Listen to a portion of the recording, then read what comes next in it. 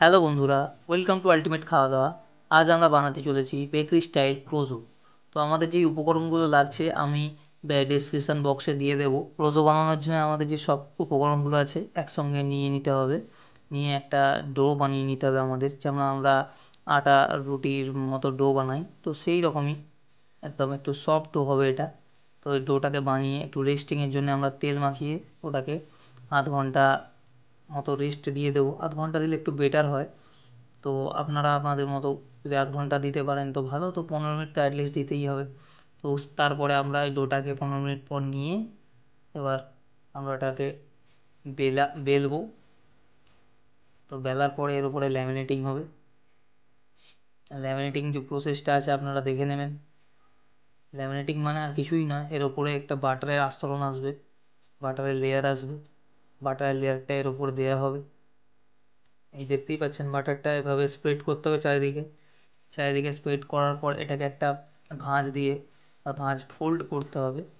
তো এটাকে single fold করে আবার খানিকক্ষণ ফ্রিজে রেখে সেট করে ওইটাকে এবার আরেকবার ডাবল ফোল্ড করার জন্যে এটাকে রেডি করতে হবে।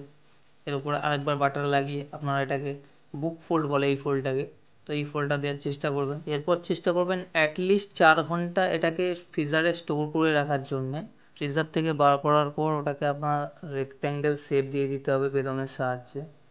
আর রেক্ট্যাঙ্গেল শেপ করে নেবো আমরা, রেক্ট্যাঙ্গেল শেপে কেটে একটু নাইফ দিয়ে সাইডের এজেসগুলোকে কেটে নেব। তারপর এরকম ট্রায়াঙ্গেল শেপে আমরা কেটে নেব। আপনারা চাইলে পিজা কাটার দিয়ে করতে পারেন, আমার কাছে পিজা কাটারটা খারাপ হয়ে গেছিলো, তো আমি নাইফ দিয়েই করেছিলাম। তো আপনারা দুটোভাবেই করতে পারেন। তো এইভাবে ঠিক এইভাবে আঙুল দিয়ে মুড়ে সামনের দিকে নিয়ে চলে যেতে হবে। তো এইভাবে ক্লোজও শেপ দিয়ে দেবেন আপনারা।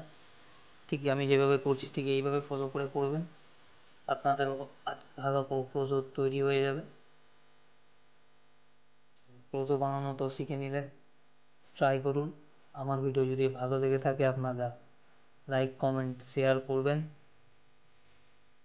তো প্রোজো প্রসেসটা দেখে নিয়েছেন। এরপরে এটাকে আমাদের বেক করতে হবে, তো তার জন্য এটাকে প্রুফিংয়ের জন্য 30 মিনিটের মতো প্রুফিংকে রাখতে হবে।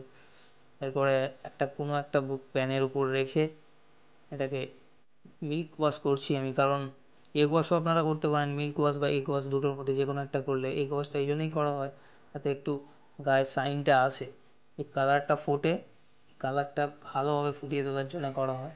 তো যার যেটা পছন্দ, আমার একটা পছন্দ না, তাই আমি মিল্ক ওয়াশটা করেছিলাম।